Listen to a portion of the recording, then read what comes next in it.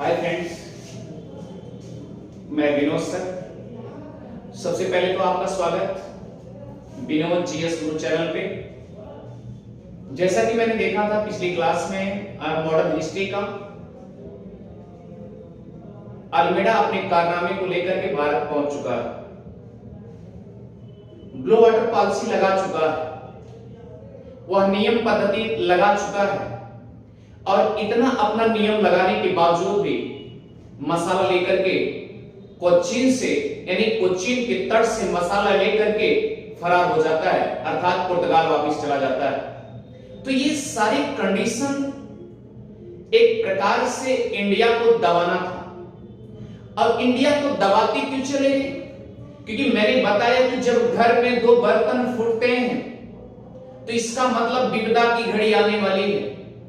सही बात तो यह है कि जहां कुमति तहां विपत्ति निधाना और जहां सुमति तहां संपत्ति नाना। प्यारे, ये बहुत बड़ी कहावत है, अर्थात घर में ऐसी कंडीशन थी।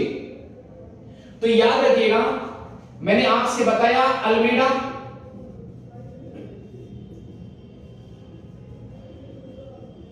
पुर्तगाली के रूप में पहला राज्यपाल या गवर्नर बन के आया और प्यारे 1505 से लेकर के 1505 में आता है और ये 1509 तक रहता है। मैंने कल मैपिंग के अकॉर्डिंग आपको समझाया भी था प्यारे।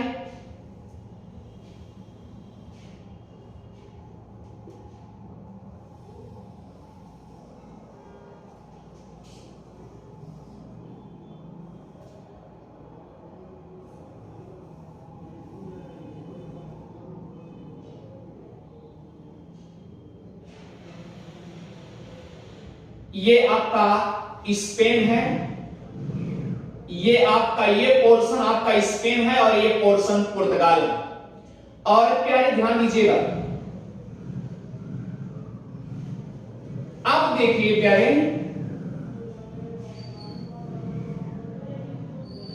यही आपका इंडिया है।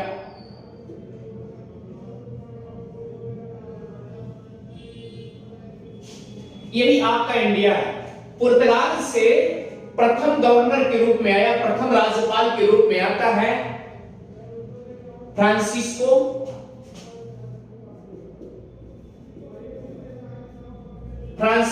De Almeida. भैया ये जब आता है, क्योंकि गवर्नर के रूप में आता है, इसको पहला गवर्नर बोला जाता है। पहला गवर्नर, पहला राज्यपाल के रूप में चयनित होकर आता है। अब ये सोचिए, और ये जब यहां से आता है, इसी धारे के तहत आता है प्यारे, और ये जैसे कोचीन पहुंचता है, सबसे पहले कोचीन से पहुंचने से पहले ये इसकी निगाहें केवल अरब सागर पे थी और हिंद महासागर पे थी। ये प्यारे ध्यान दीजिएगा, जैसे जैसे ये नैया देखता था, इसके दिमाग में उल्टा सीधा फितरत आता था कि हमें लग रहा है कि अब यहां पर हमें ऐसा लग रहा है। अल्मेडा सोच रहा, मैं नहीं सोच रहा, अल्मेडा सोच रहा, मुझे ऐसा लग रहा है कि यहां पर अरबवासी लोग अपना वर्चस्व एकदम जमा चुके हैं। अब इनको कैसे, किस तरीके से? तो क्योंकि जब ये अरबवासी अपना लोग आते थे प्यारे, और याद रखना ये फारस की खाड़ी है और यहां पर एक मलक्का जलसंधि है, सॉरी हारमुज जलसंधि है। ये आपकी हारमुज जलसंधि है, हारमुज जलसंधि। और ये जैसे यहां पर आता है प्यारे, तो ये क्या करता है? कुछ नहीं, इसकी निगाहें किसी पे नहीं था, बस केवल नैया को सताना था, अरबवासियों को परेशान करना था। तो प्यारे हुआ क्या, इन्होंने एक ऐसा नियम लागू कर दिया जिसे ब्लू वाटर पॉलिसी बोला जाता है। ब्लू वाटर पॉलिसी, जिसे नीले जल की नीति बोलते हैं प्यारे, या शांत जल की नीति। अब देखिए, पहले क्या था इस अरब सागर में और हिंद महासागर में प्यारे, एकदम शांति का माहौल, इसी तरीके से व्यापार होता था, अरबवासी व्यापार करते थे, यानी भारत से कोचीन से बराबर आयात निर्यात होता था प्यारे। लेकिन एक बात आपको समझना पड़ेगा कि जब ये गवर्नर के रूप में आया तो ये इसकी निगाहें भारत के क्षेत्रों पे नहीं थी, केवल इसकी निगाहें अरब सागर और हिंद महासागर के जल पे था। जल पे कहने का मतलब ये ब्लू वाटर पॉलिसी पहले शांत जल की नीति थी, यानी शांत जल था, लेकिन वह जब आया तो पूरा खुरापात कर डाला। यानी इन्होंने यहां तक कह दिया कि अगर यहां पर किसी की नाई दिखाई दी तो ये समझ लेना खैर नहीं, और बगैर मेरे अनुमति की कोई नाई इधर उधर जा नहीं सकती। तो प्यारे ध्यान दीजिएगा, इसी को ब्लू वाटर पॉलिसी इन्होंने लागू कर दिया। और ये ब्लू वाटर पॉलिसी लागू करने के बाद इन्होंने क्या किया था, धीरे से आया कोचीन से अपना, क्योंकि आपको पता होगा कि 1503 में कोचीन में पहली कोठी अपनाई गई थी, पहली कोठी बनाई गई थी, वो भी किसके द्वारा, वास्को डी गामा के द्वारा। यह एक सेंटर था, यानी भारत से, यानी यहां पर जितने मसाले होते थे, सब मसालों को लेकर के कोचीन में क्या करते थे, एक कोठी में ले जाकर के सब मसाला समाहित कर देते थे। इसका मतलब यहां से ले आते थे, आयात करते थे, और यहां से फिर उसके बाद अपने यूरोप वासी जितने आते थे ले दे के सब चले जाते थे। यही से निर्यात करता था। आयात निर्यात का ट्रेडिशनल इसी कोचीन से पहली कोठी से होना शुरू हो गया था। और दूसरी कंडीशन ब्लू वाटर पॉलिसी, ये भी क्या किया, ये नियम लगा करके, नैया पे नियम लगा करके यहां से मसाले के फरार हो गया। अब दूसरे गवर्नर के रूप में आते हैं प्यारे, ये तो बात समझ में आ गई होगी। अब दूसरे गवर्नर के रूप में आते हैं, हम लिख देते हैं यहां पर सेकंड गवर्नर या राज्यपाल के रूप में आते हैं अल्फांसो डी अल्बुकर। अब भैया इसकी बहुत बड़ी नीति थी, याद रखना, बहुत बड़ी नीति थी। ये आया दूसरे गवर्नर के रूप में आया, एक क्या किया, जरा ध्यान दीजिएगा, ये आता है, ये सबसे पहले जब यहां आया, इसकी निगाहें इधर देखा कि यहां पर ये दबदबा जमा चुका है। पहला गवर्नर जो आया है अपना रुतबा जमा के चला गया है, पुर्तगाली तो है ये, दबंग बन करके चला गया है, पूरा एकदम दबदबा बना चुका है, यानी ऐसा लग रहा है कि एकदम यहां पर मातम छाया हुआ है। तो फिर ये गवर्नर क्या करता है, ध्यान देना, ये गवर्नर आता है कोचीन में जाता है।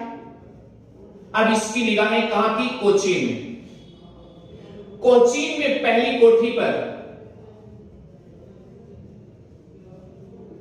पहुंचता है,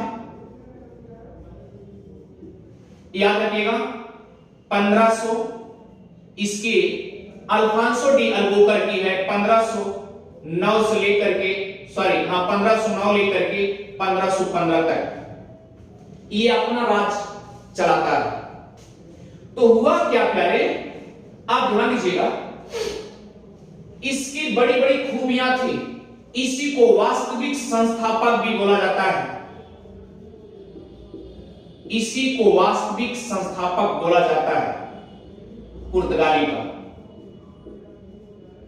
अब आप सोच रहे हैं ये अल्मेडा को क्यों नहीं बोला गया, क्योंकि अल्मेडा ये जमीन यानी भारत के बारे में कुछ बहुत विशेष कुछ सोचा ही नहीं है, केवल सोचा नीति, जल की नीति यही बनाते रह गया, जल की जब ब्लू वाटर पॉलिसी की नीति यही बनाते रह गया और मसाला ले दे के फरार हो गया, अपने देश चला गया। तो ये जो अल्बुकर्क सेकंड गवर्नर के रूप में आया, तो ये जो है ये नीति क्या बनाता है, जरा ध्यान दीजिएगा। ये भारत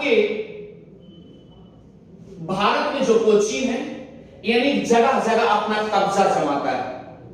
याद रखिएगा, अब यहां पर आपको मिलेगा महाराष्ट्र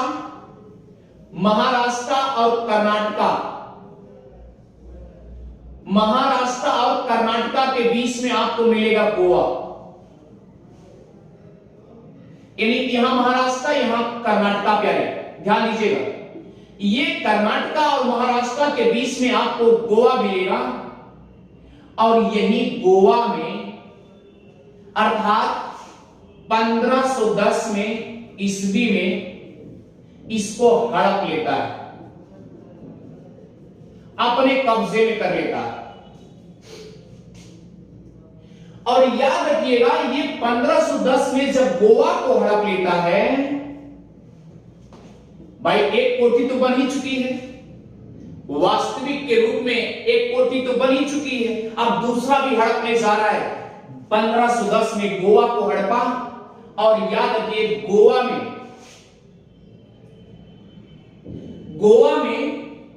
कर्नाटका के, ध्यान दीजिएगा, कर्नाटका के ये उत्तरी पूर्वी छोर पर एक है बीजापुर प्रांत है। और बीजापुर प्रांत में ध्यान दीजिएगा, यहां पर गोवा बीजापुर प्रांत के एक मोहम्मद साहब थे, जिनका नाम था अब्दुल आदिल शाह। क्या नाम था? मोहम्मद या अब्दुल आदिल शाह। ये यहां बीजापुर के शासक थे, और बीजापुर के शासक यहां बैठ करके गोवा को अपने कब्जे में किए हुए थे। और जब अल्बुकर्क आया, तो ये 1510 में आदिल शाह को पराजित कर दिया, जबरदस्ती हड़प लिया। और हड़पने के बाद 1510 में अपने कब्जे में अल्बुकर्क ने कर लिया। और याद रखना, अब जमीन जायदाद की बात कर रहा है अल्बुकर्क, और जब जमीन जायदाद की बात कर रहा है, यानी कि भारत में पुर्तगालियों का वास्तविक संस्थापक किसे कहा जाता है? अल्बुकर्क, क्योंकि जगह जगह अपना कब्जा जमा रहा है। अब प्यारे 1510 में ये क्या किया? गोवा को हड़प लिया, वो भी बीजापुर के शासक से, आदिल शाह से। उसके बाद फिर हटने का कोशिश किया मलेशिया और सुमात्रा, यानी याद रखिए मलेशिया में एक छोटे से एरिया पर ऐसे मलेशिया, उसके बाद यहां पर आपको मिलेगा मलक्का में भी प्यारे ध्यान दीजिएगा 1511 इसको भी जबरन हड़प लिया। उसके बाद देखिए इधर से व्यापार होता था, यानी भारत से, यानी फारस की खाड़ी से होकर के व्यापार होता था प्यारे, ये भी बंद करवा दिया। यानी कि यहां हारमोज जल संधि में, यानी 1515 में ये भी, इस पे भी जबरदस्ती हड़प लिया। अब बताइए कितना दबदबा जमाने शुरू कर दिया। यानी मलक्का में जमाया, हारमोज जल संधि पे जमाया, हारमूज में जमाया, और गोवा को तो स्वयं आदिल शाह के अपने कब्जे में कर दिया। और याद रखना, गोवा अभी आप देखिएगा भारत का सबसे अधिकतम समय तक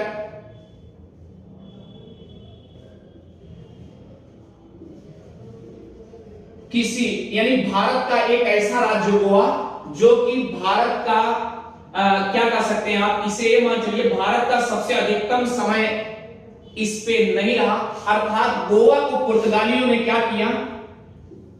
पुर्तगाली अपने कब्जे में किए। कब? गोवा को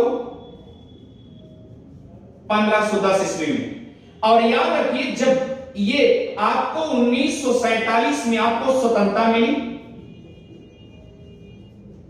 1947 में स्वतंत्रता मिली, 1947 में गोवा तब भी आजाद नहीं हो पाया था। अब सुनिए, गोवा तब भी आजाद नहीं हो पाया, यानी 1961 में गोवा पूर्ण स्वतंत्र राज्य बना। अब सोचिए कितने दिन ये इसके हड़पने के बाद उस पर एक दूसरे का हड़प जज्बात बनता गया। इतना लंबा समय तक ये गोवा जो है किसी दूसरे के कब्जे में रहा। मेरा मकसद ये था कि भारत का गोवा एक ऐसा राज्य रहा जो कि एक दूसरे का कब्जे में रहा, गुलाम बना रहा। तो प्यारे ध्यान दीजिए, 1947 में यानी भारत में स्वतंत्रता मिली, लेकिन भारत में स्वतंत्रता के साथ भी गोवा अपने आप में पूर्ण स्वतंत्र के रूप में राज्य नहीं रहा, किसी का गुलाम रहा। 1961 में गोवा पूर्ण स्वतंत्र राज्य बना। अब आप सोचिए प्यारे, और ये अल्बुकर्क और क्या कहा, देखिए अल्बुकर्क की चालाकी क्या है प्यारे, ध्यान दीजिएगा। अल्बुकर्क ने यहां तक भी कह दिया कि मेरा मन कर रहा है कि सती प्रथा को खत्म किया जाए, खत्म किया जाए, और ये लागू भी कर दिया था। यानी सती प्रथा, पहले के ट्रेडिशन में आपको यह भी पता होगा कि सती प्रथा में स्त्रियां सती हो जाती थी। अभी इसके बारे में डीपली सती प्रथा का अंत किसने किया, ये ढेर सारी कहानी आपको हिस्ट्री में आगे चल के मिलेंगे। लेकिन आप सोचिए, सती प्रथा को खत्म करने का भी प्रयास किया, यहां तक भी कह दिया कि जो विधवा महिला है, विधवा महिला है, उनसे पुर्तगाली लोग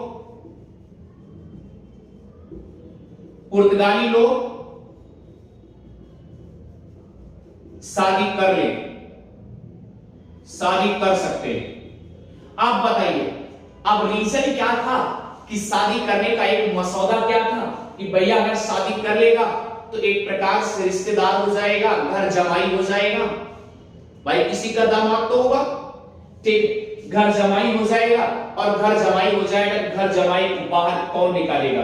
और दूसरा कंडीशन था कि जनसंख्या जब बढ़ जाएगी, जनसंख्या जब बढ़ जाएगी तो यहां पर क्या होगा, पुर्तगालियों की जनसंख्या अधिक हो जाएगी, अर्थात पुर्तगाली ईसाइयों की जनसंख्या ज्यादा हो जाएगी। सोचिए कितना माइंड चला रहा है अल्बुकर्क। यहां तक भी का बात कह दिया सती प्रथा का अंत करने का। उन्होंने यहां तक भी लॉन्च कर दिया कि विधवाओं से शादी किया जा सकता है, शादी कर लेंगे, हमें मंजूर है, यहां तक भी का बात कर दिए। और सोचिए, अगर ये सती प्रथा को अंत किए प्यारे, तो यहां जनसंख्या की बात भी सोच लिया कि जनसंख्या बढ़ जाएगी, और अगर जनसंख्या बढ़ जाएगी तो क्या होगा, यहां पुर्तगालियों का एक जमावटा बन जाएगा, यानी घर ही घर बनने लगेंगे। और अगर घर बन जाएंगे, एक दिन एक समय ऐसा आएगा केवल यहां पर इंडिया में पुर्तगाल ही पुर्तगाल के लोग या पुर्तगाल के नागरिक यहां पर रहेंगे। सोचिए कितनी बड़ी मुद्दा। आप सोचिए प्यारे कि अल्फांसो डी अल्बुकर्क अगर इतनी बड़ी कारनामा न किया होता तो क्या इसे भारत का पुर्तगालियों का वास्तविक संस्थापक कहा जाता? नहीं, क्योंकि ये देखिए सब ये बीजापुर के आदिल शाह को हराया, हरमुज जलसंधि कब्जा कर लिया, हरमुज पर जलसंधि मतलब कब्जा कर लिया, मलक्का पर अपना कब्जा कर लिया, हर जगह, यानी कि इधर जितने पोर्शन थे सब पोर्शनों को क्या किया, वो कब्जा करने में जुट गए। प्यारे, तो ये रहा आपके दूसरे गवर्नर के रूप में, और हम चाहते हैं कि छोटे छोटे वीडियो, अब इसके बाद आएगा तीसरा गवर्नर के रूप में आएगा कुन्हा जी आएंगे। कौन आएंगे? कुन्हा। तो ठीक है प्यारे, और कल के क्लास में पुर्तगालियों का वंश अर्थात पुर्तगालियों का आगमन खत्म हो जाएगा। ठीक है प्यारे, और इतने फैक्ट आप नोट कर लीजिएगा। हम चाहते हैं कि आपको अच्छे से पूरा एकदम फैक्ट टू फैक्ट याद हो जाए। अब सोचिए कि अगर ये गवर्नर हो आया, नीनो, अब इसके बाद तीसरा कौन सा आएगा? नीनो डी कुन्हा आएगा। यहां तक कि नीनो डी कुन्हा के बाद ये कंडीशन होगी, एक पद्धति लगाई जाएगी जिसे आर्मेड कार्टेजा कहा जाता है। वहां पर यहां तक हो गया कि अब कोई अगर नाय लेकर के जाएगा तो उसका भी टैक्स हर्जाना भरना होगा। ये नीनो डी कुन्हा ने आगे लॉन्च करते हैं। तो ढेर सारी पुर्तगालियों से हमको उपलब्धियां भी मिलती हैं, जैसे आलू हुआ, मक्का हुआ, इस तरह के ढेर सारी चीजें हमको मिलेंगी। प्रिंटिंग प्रेस गोवा में स्थापित किया गया, पहला प्रिंटिंग प्रेस गोवा में। तो इस तरीके से आपको हम स्टेप बाय स्टेप बताएंगे प्यारे, लेकिन हम चाहते हैं कि छोटे छोटे पार्ट्स में आपको समझ में आता रहे, आप नोट्स बनाते रहें। थैंक यू प्यारे।